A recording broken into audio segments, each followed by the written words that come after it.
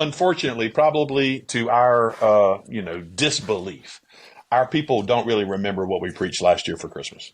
And they don't have, they may look back in their notes and go, oh, you did this 2 years ago, but they don't remember it. There's no fear in me of repeating myself. The fear I would have was me trying to be so creative that I step over what is the absolute necessity that they need. You know what I'm saying? I'm not preaching to try to appease their appetites for something there other than their absolute need of the gospel.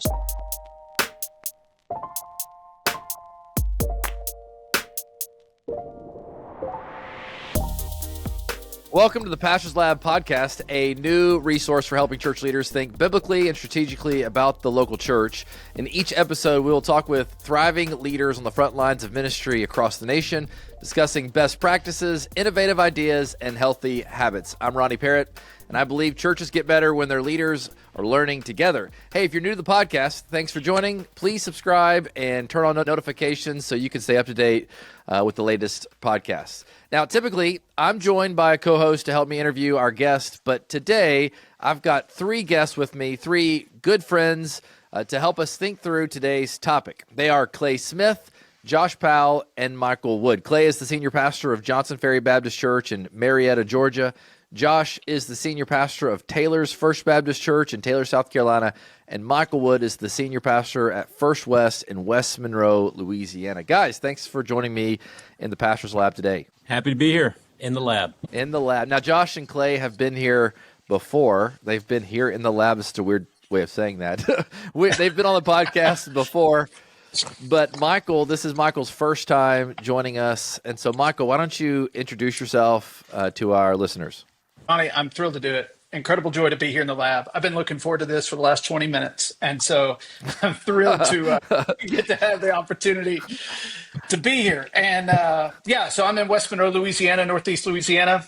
Came here 15 years ago to be the student pastor and did that for 5 years and then transitioned into the pastor role. And man, love it. Great church, great community, married, got 4 kids, 3 boys, and then a little girl. And so man, just right in the thick of it. Man, that's awesome. That's awesome. You know, I think all three of you have something new going on in your life that's happened recently. Michael, why don't you share with us first? So as of Friday, I had my oral defense for my doctorate of ministry and was told that I passed that. So big to get over that hump. Doctor. Man, congrats, Dr. Wood. That's awesome. Doctor Thank you. Wood. Thank you. Right. I think likewise, that's similar to you, Clay. Yeah, likewise. I passed my dissertation defense a few weeks ago, and so in a matter of a week or two, I'll go graduate with my doctorate as well. So I'm joining Michael Wood as a doctor. I concur. Man, we have Dr. Parrott, Dr. Smith, and Dr. Wood on here. How about you, Josh? What's new for you?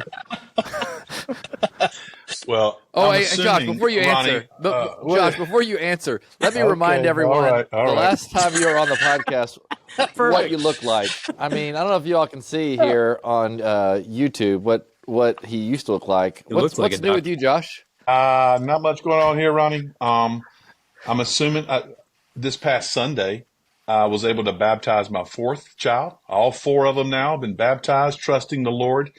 And I'm assuming you're not talking about that. I'm assuming you're talking about my new addition on the top of my head.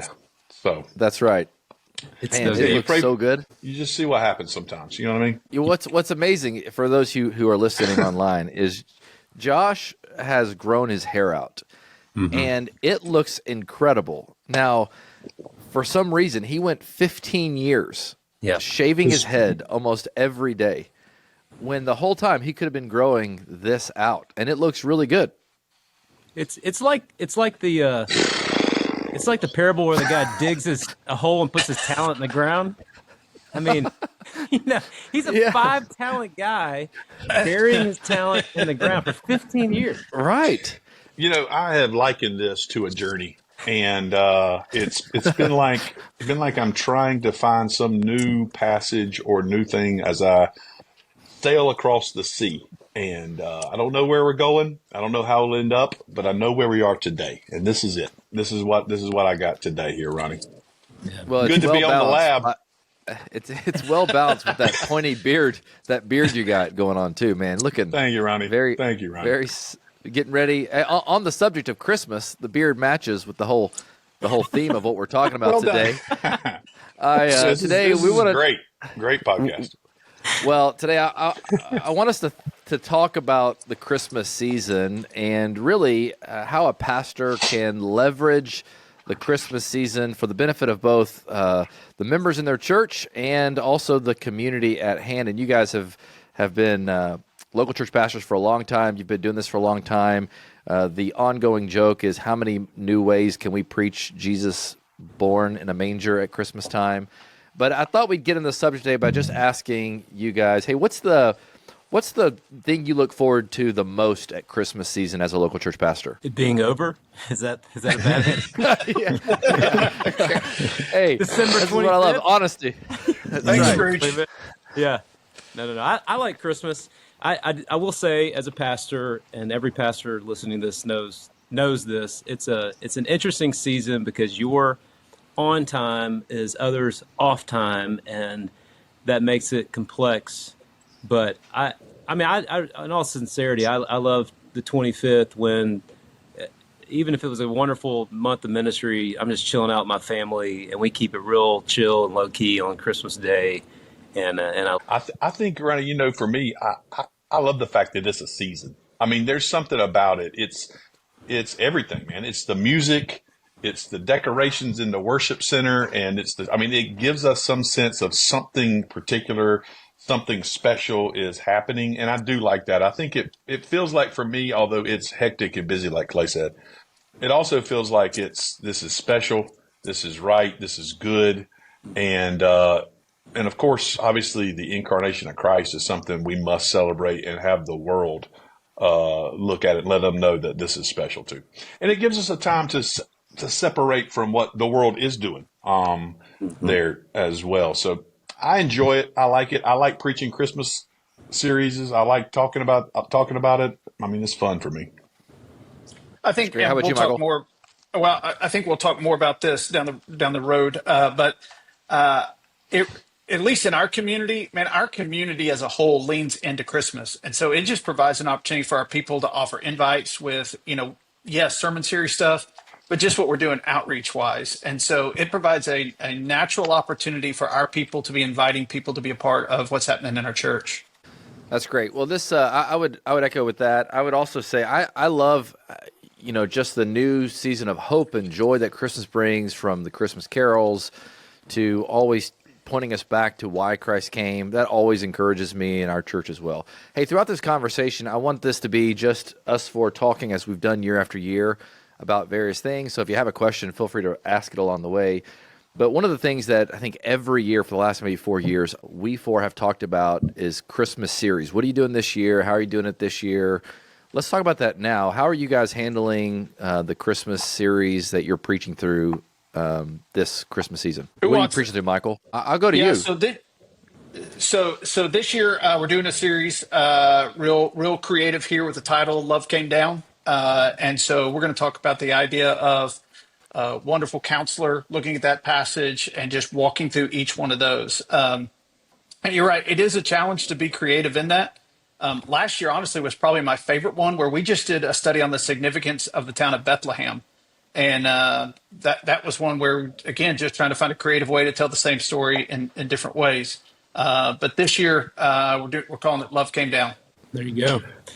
We, at Johnson Fair, we're going to do Advent. Now, a lot of churches do Advent. That is not a normal rhythm for us. Certainly, we have families in our church that do Advent, but we've never done it as a church family, or at least I should say we haven't done it in a number of years. So we're going all in on Advent. So I'm going to preach a series on that using the traditional hope, love, joy, peace.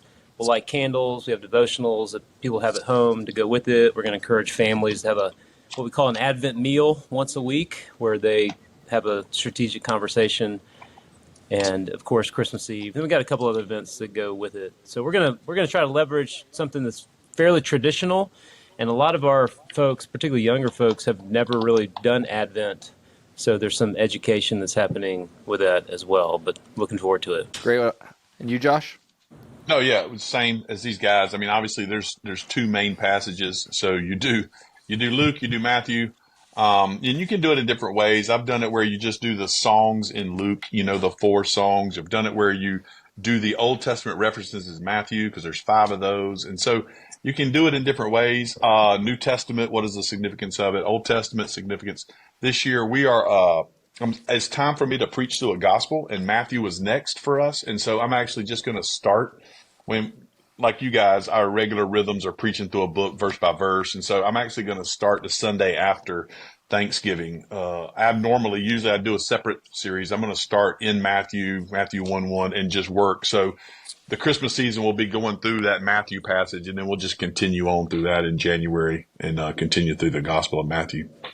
That's cool. That's great. What about you, Ronnie? Yep. What are y'all doing? Yeah, so we did over the summer, we did Sermon on the Mount. I finished that, and our people really loved the Sermon on the Mount. So we decided to stay in Matthew. Popular.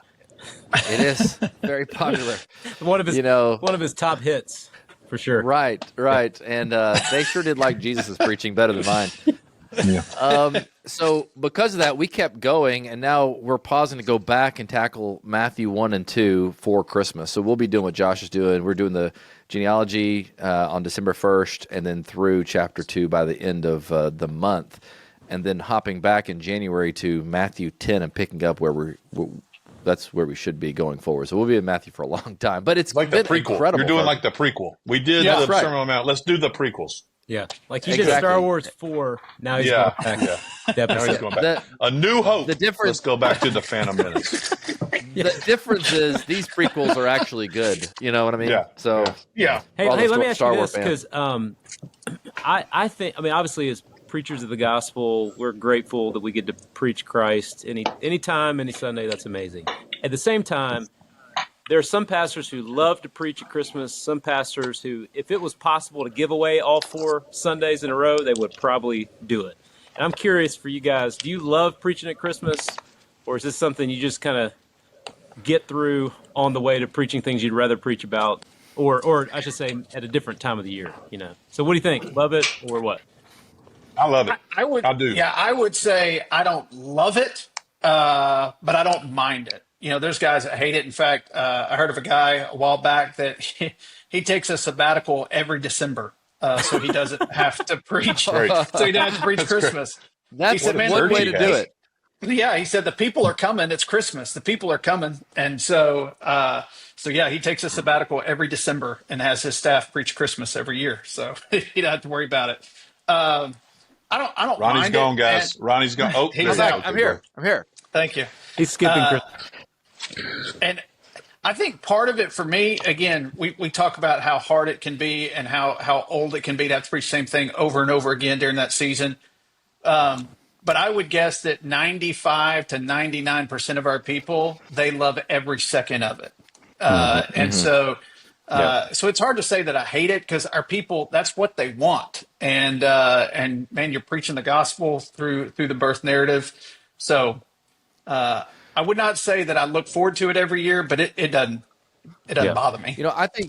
I think there's a temptation at Christmas time for some of us or some pastors to maybe dial it in because it's so familiar to us, and how many more ways can you do this thing? And so there's always the temptation to dial it in. You can't do that. Secondly, there's a temptation to be cynical, because we know that a lot of people are going to come to church during the Christmas season. And we might watch that happen and take place and begin to measure success based on who does or doesn't respond. And like, no one ever responds, or no one's giving life to Jesus. And so therefore, what's the point? And so we could grow cynical instead of reminding ourselves that really God's doing the work that we can't see. We don't know the encouragement it's bringing.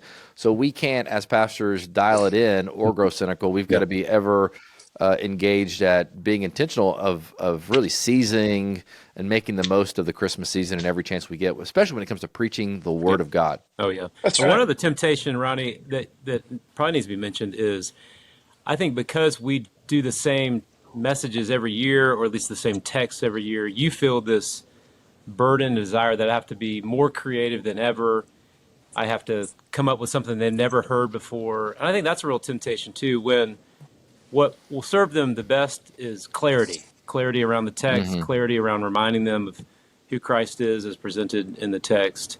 And so we can be really cute and creative and miss the clear teaching of the scriptures. And I think that's an equal temptation. That's good. Here's on the same vein of preaching. Obviously, we're all preachers who want to preach in light of the gospel, and we want to keep our sermons gospel-centered. How do you focus every Sunday in December in your sermon on getting to the gospel? How do you make the Christmas sermon about the gospel all the way through? How do you get to the cross from the manger? Yeah, Josh, I mean, you got that hair. Yeah. What do you think? Well, I mean, obviously, yes. Obviously, the whole gospel message is found in that Christmas series. I mean, to me, he came for this purpose. This is the incarnation. He became one of us so that he could die for us, right? And so, I do think that that seeing Christmas as just the first day and Easter as that last, putting those bookends. I mean, he came to die is really a theme that I push through all the way throughout Christmas. Why? What's his purpose to come? His purpose was to redeem his people from their sins. I mean, that's Matthew 1:21 is a verse I probably repeat every Christmas series. You call his name Jesus. He will save his people from their sins. I mean, there's a guarantee in the coming of Christ Jesus that salvation will happen, and it is available to anyone who call on him. And so as I preach, I work under this assumption because, like you said, we got our people in there, and unfortunately, probably to our disbelief, our people don't really remember what we preached last year for Christmas, and they don't have they may look back in their notes and go, "Oh, you did this 2 years ago," but they don't remember it. They don't know it. So there's no fear in me of repeating myself or doing it. The fear I would have was, like Clay said, me trying to be so creative that I step over what is the absolute necessity that they need. You know what I'm saying? I'm not preaching to try to appease their appetites for something there other than their absolute need of the gospel. So he came to die. He came to save his people from their sin. The fulfillment of the promises of God is seen in Christmas, and all of us are hoping for life. I mean, that's it. We're clinging to the promises of God that they're true. This proves, just like Easter, that they are true. So I just try to keep hammering the promises of God are yes and amen in Christ. He came to die for us. Do you guys think it's unusual to hear pastors consistently pointing to the cross every Sunday in their sermons? Because I hear that often here is like there's just not a lot of pastors preaching gospel-centered sermons. Mm-hmm. Do you think do you guys find that to be the same in your areas? I hear that from a number of people that will commend our church, saying that they hear the gospel here and they don't hear it other places. I'll take their word for it because obviously I'm not visiting those churches. I do think you want to always keep in mind that this sermon in some way should be able to communicate the essentials of the gospel, and someone could come in lost, hear your sermon, and leave saved after having at least a sufficient understanding of the gospel. Obviously, in one sermon, they're not going to understand every aspect of the gospel, but do they understand the basics enough that they would understand who they are apart from Christ, why they need Christ, and how he can change their life and be saved. And I do think I think we take that for granted, and we need to spend time every single sermon talking about that. One thing about Christmas too, I'll say, so Michael Wood and I right now at the time of this recording, we just happen to be preaching through Daniel, so we're commiserating over some of the difficult texts to preach in Daniel. I was reading something about Spurgeon the other day, and as he got older, he preached a lot more on the second coming of Christ, and actually said it was a mistake not to preach on the second coming of Christ in the first half of his ministry. Anyways, but he makes a huge connection between the first advent and the second. So the conversation here is how do you connect the incarnation to the cross? Spurgeon also wanted to make sure that we don't ever talk about the first advent without talking about the second advent. And he utilized the incarnation of Christ to talk about the second coming of Christ. Now that opens up a whole other can of worms about the complexities of that. I just thought that was an interesting take from him about how we are connecting this whole salvific history in Christ, from the incarnation to the cross to the resurrection to his ascension to his coming, and how all that bears on what we preach. That's a fascinating thought to me. Oh, that's really good. It's great, Clay. Well, I mean, the birth of Christ demands us to ask the question why, and that's what we do to during the month of December. We're answering why. Yeah. Why is this happening? And that just leads straight to the gospel every single time. That's right. Do you find Yeah, it's hard, like, Michael, I'm thinking, like, do you think it's hard to see? One of the complexities I think is we're asking people to suspend their belief. You know what I mean? Like, you're kind of going, Jesus hasn't been born yet. How do you, I don't know, you ever think about that? How do you navigate this tension of you're trying to preach a message as if it hasn't already happened in a way to pull your people into the story? Are you talking about from Daniel, I assume? Well, no, I mean, even just the Christmas story itself. I mean, you're preaching the events Yeah. of the incarnation as if your listeners do not know them and have not heard them. They're re-entering the story. Yeah. No, it's a challenge, and it's part of the challenge that we take on as communicators to help our people. Again, for most of us in our congregations, most of them have an awareness of the Christmas story, some at a deeper level than the other. And so when you're preaching it, you've got to preach it to them in a way where we can feel the fullness of the text and what it means, the significance of angelic announcement to Mary, to Joseph, right, to feel what that must have been. And so I think that is part of the responsibility, but it's also part of the opportunity that we have when we put that before our people to help them try to feel that and understand that to the best that we possibly can. That's really good. On kind of the next subject, we're all talking about preaching, and most of us are preaching obviously to our members every week, but there is no doubt there are going to be many people who don't normally come to church across the Christmas season in all kinds of ways, not only on Sundays, but I know all of us do special things throughout the month of December. The question would be, how does a pastor leverage the Christmas season for outreach purposes? How are you guys doing that? What kind of advice would you give pastors who want to leverage this season to be able to engage the lost and invite them to hear the gospel? I tell my people, we have our month of impact, which is October, and a lot of that is where we are emphasizing getting we have out a month the of gospel impact. in our It's just community. all year. We have a year of impact here at Christ Community. Way to go. Josh. We're You're just, like an impact. we're always trying team to. impact. Yeah. My point is that we have this month where we focus on this idea of getting out, and we consider the fact that at Christmas season, there is, I think Wood said this earlier, there is a willingness of people to maybe step into this situation, step into this story, even attend your church that they may not, every other part of the year, it kind of gets out of their mind. And so we work under that assumption and push our people to invite. So we provide the messaging, we provide the material, we provide the things for them to give, and then we start asking them to make those requests of not only them having gospel conversations, but inviting them into what we do here at some point at our church. So we just simply make that invite.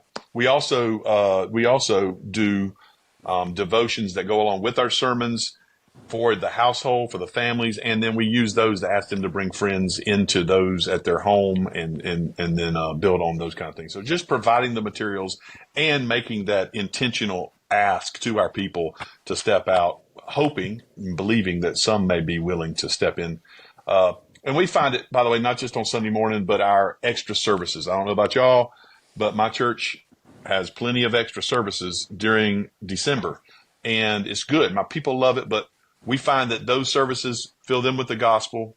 We all do Christmas Eve, other things, and those may be places that we can reach people on our campus that may not normally come on our campus. No, that's great. How about you guys? Yeah, so at Johnson Ferry, we're actually doing some experimenting this year. We have, probably like you guys, tried lots of things. Obviously, Sunday morning is an awesome opportunity. For whatever reason, people are just more spiritually hungry at Christmas. I think it used to be Easter, and I think that has now transitioned to Christmas. It makes sense. You know, a cute little baby in a manger is much more palatable than a bloody Savior on a cross. But I think just people are more naturally open to being invited to church. So one of the big things, and I think Josh intimated this, is just expecting and asking your people to bring people with them, and just casting that vision of how people could be an inviter, and certainly we want people sharing the gospel in their neighborhoods, but at the least bring them with you. Some of the experiments we're trying, though, so for years, Johnson Ferry's done a number of Christmas events. We've had something called the Christmas Festival, which is a big choir and orchestra deal. We did a thing called Christmas Party, which had all these rides, and buggies and horses, and I mean all this stuff. And I think a really important question that every pastor has to ask with all that stuff is this one: is it actually working? So what we found is the Christmas festival was great at getting Christians from other churches to come here, but it wasn't reaching people with the gospel. The Christmas party deal was great to get people on our campus to do rides and games, but it really wasn't effective at connecting them to the life of the church or even hearing the gospel.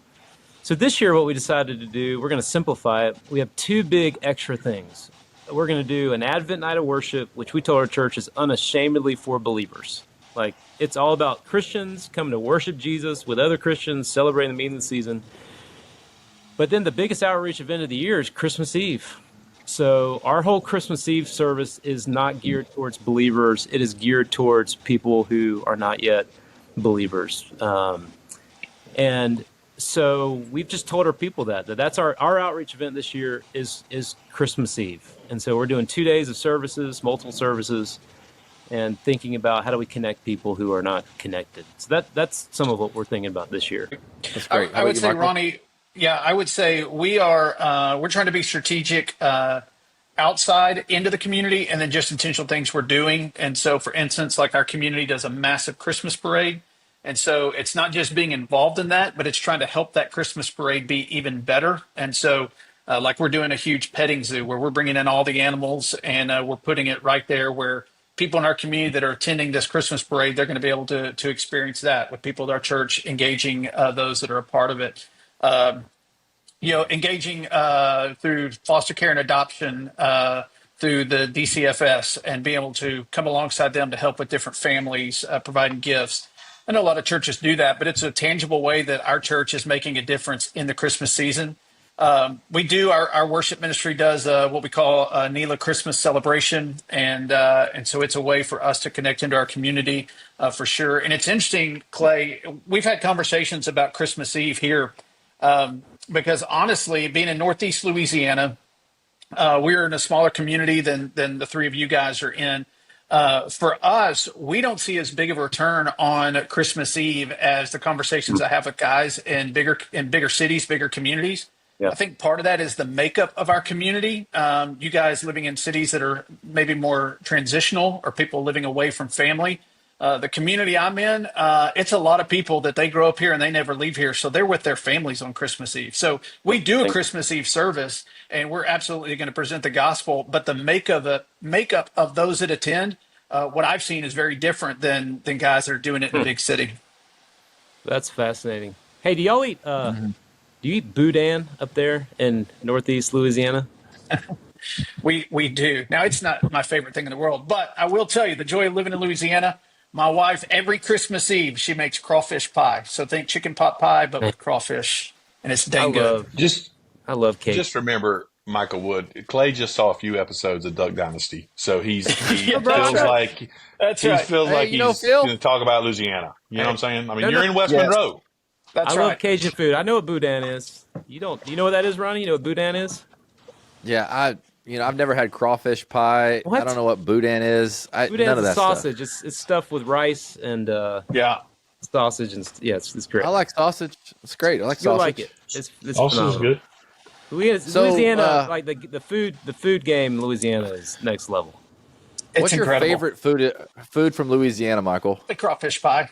Okay. Followed right after that would be jambalaya. Okay. Yes. I just want you to know that while you were talking, I was listening to you, Michael, like what you were saying. I wasn't thinking about boudin like Clay. Clay was ready for that question like a good 20 seconds before you finished talking.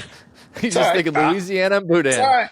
I'm watching him and thinking, all right, how did you kill that one on your left? How did you I'm do kinda that, bummed. Michael? Is it?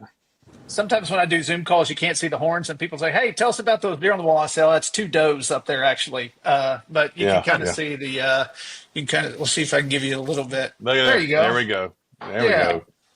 Yeah. Nice. The flex. Something I've never done is shot an animal like that. Again, I've not done that. So, Lord but have mercy. soon I'm going to hang out. I'm going to hang out with DJ Horton Who's not in shot? a few weeks to Raise go your hand shoot. if you're not shot. Yeah. Ronnie, Not never shocked, Hey. Ronnie.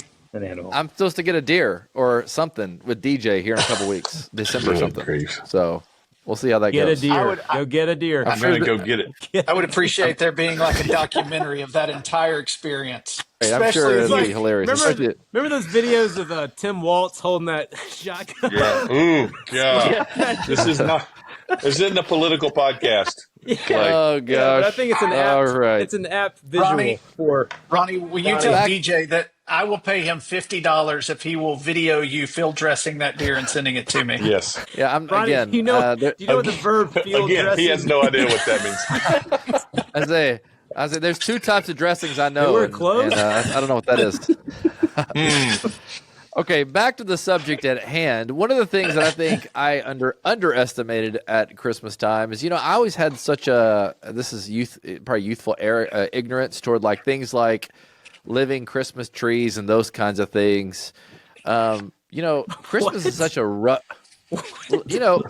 are you talking about? I'm going back to the subject of like these other things that Living are going on, trees? or the performances. What do you call I don't know those? what a living Ronnie. Christmas tree is. I'm with you, Ronnie. Yeah. All right, like a singing Okay. Christmas tree. Yeah. Gotcha. Okay, sorry. A li- It's like, what are you? Whatever it talking is. Okay. Like Bellevue still has a great one. All right, so just always sort of thinking, like, what's the value of some of these things? And Sunday mornings are so rushed sometimes because you're focused on one thing. Christmas Eve, it's kind of like you're moving them in and moving them out so fast. But we started a Christmas concert that started probably 6 years ago, and it is our largest attended event, almost larger than Easter here. And it is evangelistic. We treat it like an evangelistic event, but there's so much that like people hang out beforehand, hang out afterwards. It brings so much joy and encouragement to the life of believers, and there's no way of quantifying that kind of Christmas experience because I think it's different than a Sunday morning or Christmas Eve. And I found that to be one of the most encouraging things we do for our members the Christmas season. But also that is one of the major events they bring. Like they'll buy tickets and they'll bring tons of people to them. And we've seen actual fruit from that event we do. And I found it, I just think like no matter what scale your church is at, if you're listening here, I think there's some of those things that you can do with whatever size church you have that are edifying to the saints, but also can be evangelistic as well. So I would just encourage you guys to try new things and don't take maybe again cynical approaches to certain things. But What do you that's just call my it? take What on do you that. call it your concert? Christmas Joy of concert. Christmas. The living Christmas concert. We call it the joy of Christmas is what it is. Like the first half Down. is like more secular Christmas songs. We don't do anything Santa wise, but all these fun Christmas songs in different Thank kind of God. genres. And then in the second half, I was it just turns thinking to of the Lord. Santa. Where does Santa fit in? I was just thinking that. We don't do that stuff, but it's fun. It's humorous. It's always a joy for our people. They always look forward to it and love it. But we always present the gospel. We take a huge 12 to 15-minute segment, share the gospel, invite them to respond, and we've seen a lot of good fruit from it. So, yeah. Well, and people in Ronnie, your neighborhood, people in your community are looking for stuff to do at Christmas. I mean, we have That's right. tons of neighbors Oh, who yeah. don't go to church, but they want to fill up their calendar in December with extra things to do that are Christmassy. So I think it's great. I really feel like you think it's great, Clay. Thank you. I do. Yes, it was no sarcasm. I think that's right, though, Ronnie. I mean, I'm the same way. I came into churches that already had stuff. I've been here for 3.5 years. I'm real hesitant to stop things because the sentimentality of a lot of it's okay with me. I'm fine with that. Something they do with their family, something they do. It's got to be gospel driven. So I'm good with it. The thing I always say, though, for our team is in January, every January, we debrief Christmas. What didn't work, what did work, what do we need to not do? Are we exhausted? Are we killing ourselves for no reason? I mean, those are the kind of things you have to evaluate, I believe, as a church. As a team, constantly. I don't know what that was, but I feel like that's always a good exercise for us. Was that too much? Was that right? Was that wrong? I mean, Clay's trying new things. Michael's in a community where the same things are kind of expected sometimes. But either way, we need to always be evaluating what can we do different next year. Yeah. Well, I Michael, think were you going to say something? Sorry. Well, sorry. Somewhat connected to you talking about your Joy of Christmas concert with Santa. I was just wondering, Josh, how much money would it take for you to make Again, your way to Santa's not there. Charlotte to play Santa for Ronnie's Yes. event. Oh, What's the number? there What's is a the price dollar tag. number for you Yeah. to go play Santa to walk around? What I'm telling you is, I'm not saying that now, but there is a number that I will come, Yeah. and No, I know. I will put on a red suit, and I'll do it all. All you gotta do is meet that number, Ronnie. We can talk about it after. Hey, I think Oh, Josh's this is point great. though is a really good one for every pastor to think about. How do you evaluate Christmas? And I know Yeah. there are you can't quantify everything. Like Ronnie, your Joy with Santa concert, like it sounds like it has lots Again, Santa's nowhere to be found. But the, You're the one that brought him up, Ronnie. but I just but wanted let's you be guys to honest. know. So here's my deal, though. I think if you're going to evaluate, at least be honest. At least say this is what the event is for. So there are a lot of churches who have been doing the same thing for decades, and they say, "Why do we do it? It's an outreach to our community." But I think if you're honest, in many different occasions, it is not an outreach. It hasn't been for years. Maybe it was 10 years ago, 20 years ago, and that's awesome. But it is no longer effective in the way it was 20 years ago. So I think you just have to be honest with it. It doesn't mean you have to change it or cancel it, but recognize that it is not having the evangelistic fruit that it used to, which means you got to have some hard conversations about, can we tweak it? Do we need to change it? Do we need to cancel it? Do we need to keep doing it but add something different? And I think those are the kind of questions that pastors and church leaders have to ask when it comes to these type of events. Yeah, and behind that is a stewardship issue because many of these events cost extra dollars from a budget. And And time. you got to figure out, is this the best use of dollars and time of our staff team to be running after this thing that doesn't produce maybe the kind of metrics or decisions for Christ that you're after?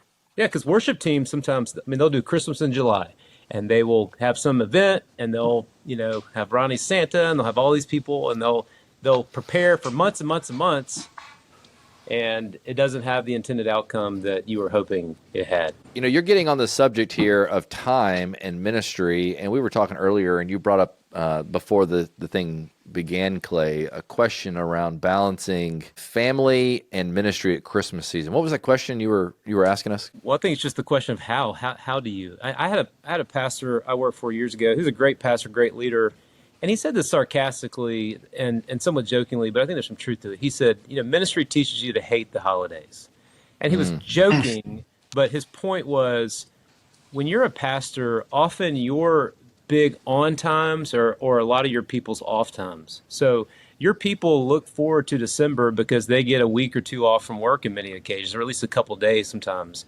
And so they're ready to relax. Your kids get out of school. They want to chill, relax. And mentally you want to do the same thing, but you can't because this is in many ways the busiest time of the year. And I think if pastors are honest, a lot of times our families feel like they get the short end of the stick when it comes to our energy, our emotion, our, all that. And I think that's something that we've got to navigate. And that's my curiosity is just, how do you guys navigate the tensions of work and family during the busiest time of the year? I think it's a great question. And obviously you got to be very, I'm not the best. I've got some help, but I'm not the best with calendar. You got to put everything down. But even putting stuff on paper doesn't tell you the full story. You know what I'm saying? Like you think, oh yeah, I got time for this, but your energy and other things are go. So I have to make decisions. That's not always been the most popular, but What is that? 15 got years, no idea. Josh. 15 years with no one is happening. That's what we feel about your hair right now. That's amazing. Yeah, it's victory. And You're in the lab, bro. This is the decisions are sometimes I don't go to every Sunday school party. You know what I'm saying? I just have to, and it has to be kind of cut and dry. Yeah. No, I'm not coming to Sunday school parties. I'm sorry. I've got my big events. I have to be at the big events, the church-wide events. I'm expected to be there. And so the secondary events, I got to be very strategic about which one of those I take. You know what I'm saying? And so sometimes they get upset about it, but I just say I can't do it. There's no way I can do the extra things. So we have staff stuff that I have to be at. We have big church events that I have to be at.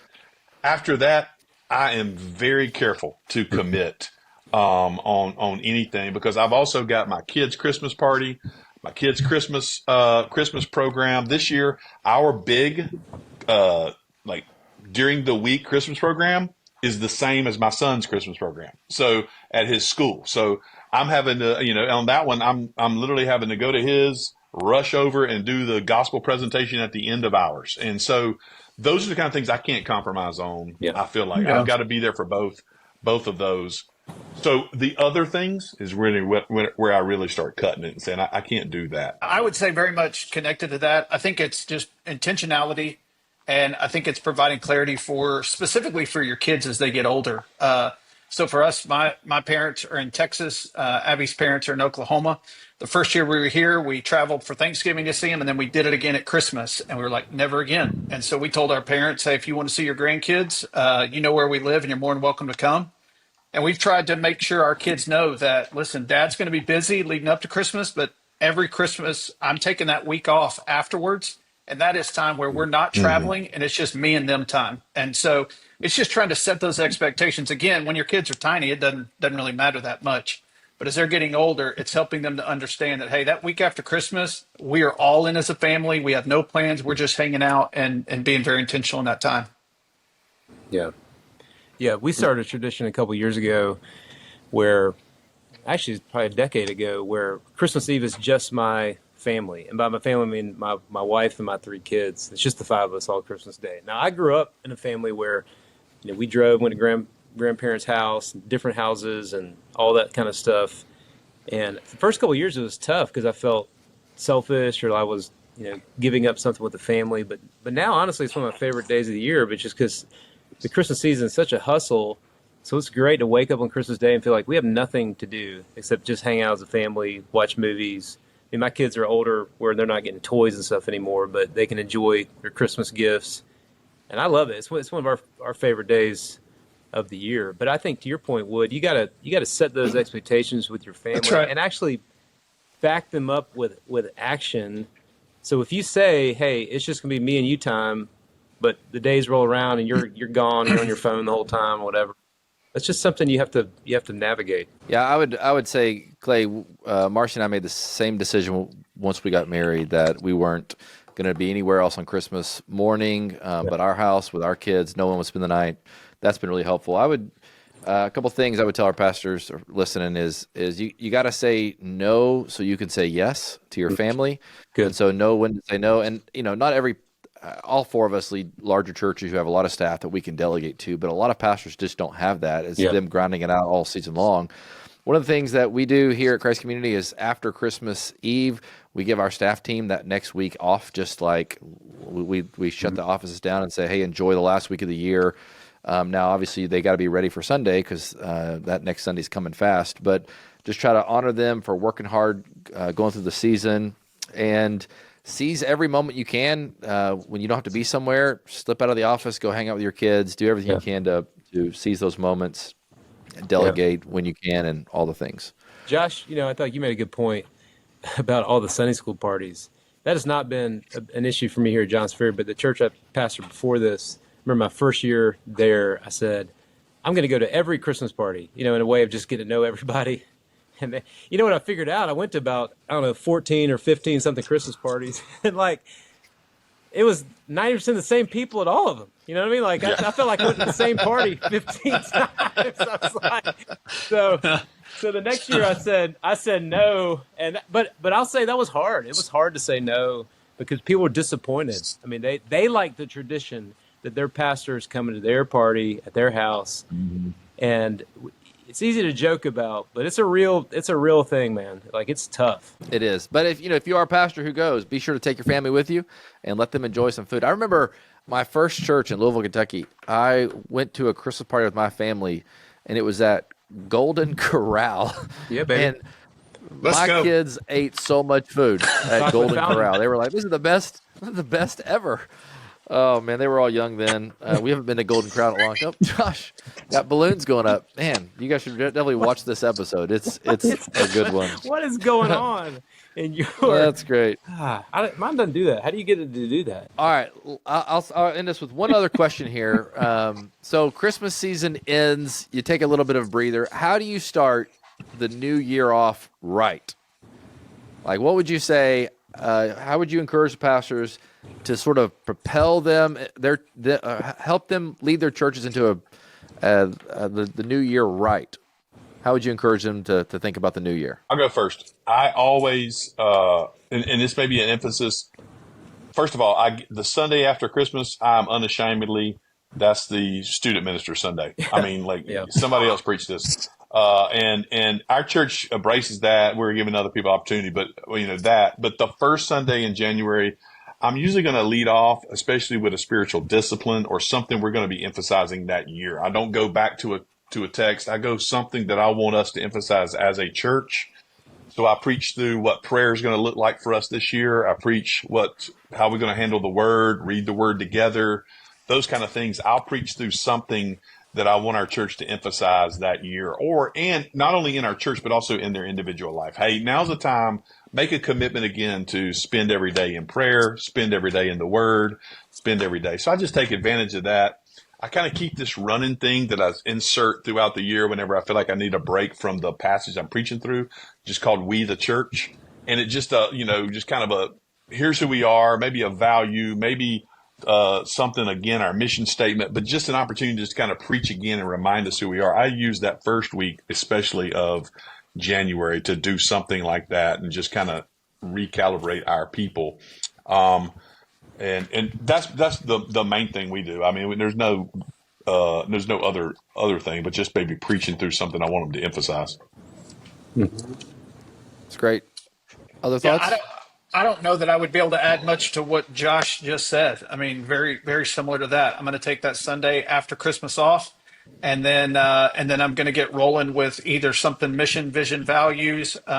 We have our big student weekend as the third weekend in January, so it's hard to really plan something for momentum because that Sunday's coming. So it's usually a 2 to 3 week something there, probably mission, vision, values, student week, and then we're going to get rolling into a book or something like that coming out of it. Yeah, that's great. One thing to think about is how do you leverage Christmas Eve for the new year? So we always try to hang a carrot out there on Christmas Eve to say, come back on this, whatever the date is. It's usually not the very next Sunday because that's the International Youth Pastor Preaching Sunday, like Josh mentioned. But usually 2 Sundays after that, we're going to start this new series or some kind of initiative. And so we just try to take advantage of Christmas Eve to invite people to come back. Or like in our case, we have kind of a next step track of ways you can get connected to the church. So we emphasize a lot of that in January. Just try to take advantage of people who have a resolution to go to church or go back to church in addition to your normal core people. That's great. That's great. We usually do something along similar lines on that first Sunday. You're going to have a ton of people there. Yeah. Something like a sermon around gather, grow, give, go, something like that focuses on the 4 major things you want to focus on during the year. And another aspect is emphasizing your kids ministry and your student ministry. I mean, what we're seeing here at Johns Ferry, and a lot of maybe your churches are as well. I mean, we have a lot of students and kids bring in their parents to church, and so we try to incentivize things in our kids and student ministry those first couple Sundays in January as well, that are things that students are like, man, I want to be there for that. I want to go. I want to be a part of that, and their parents come with them.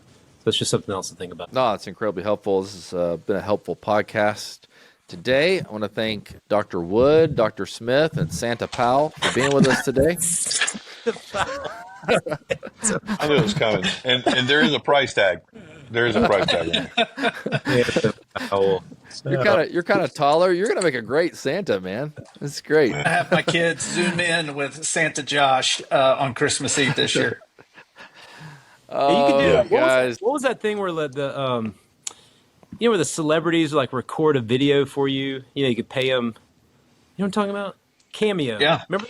Yeah. You need to start a Cameo account, Josh. You could put a Santa hat on. You can make a lot of money. This thing started out poorly, and it is now finishing poorly. Hey guys, I love you all. Thankful for you guys. I want to encourage our listeners to please go watch their sermons. These guys are some of the best preachers in our time. I'm telling you, they're awesome. They're great leaders. I love them so much. I know that you're going to benefit from them as well. And if you benefit from this conversation at all, please share and subscribe to the podcast.